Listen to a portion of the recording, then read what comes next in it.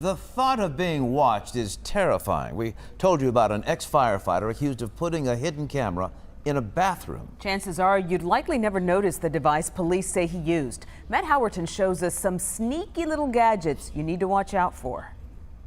Hidden cameras. Clock radios, chargers for your cell phone, video pens. They're not so uncommon anymore. In fact, air purifiers, night lights. They're being mass-produced, are smaller, and more affordable. We have the biggest selection we've ever had, and the prices are the lowest that they've ever been. Michael Deere lives and breathes them at Spycentre Security and says they can do good. Our cameras, mostly being the hidden type, are great for the nanny cameras, for the elderly abuse, for the theft at the office. But he even admits that hidden cameras can also be abused. Dallas police say Craig Lawrence did just that. The ex-firefighter is now charged for placing a hidden camera in his station's public restroom.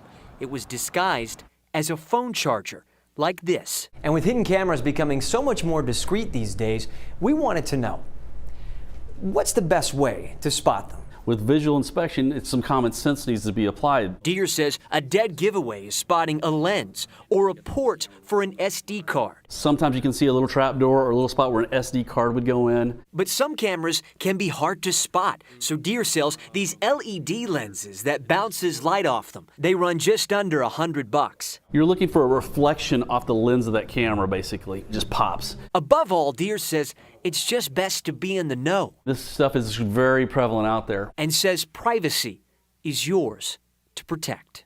In Plano, I'm Matt Howerton.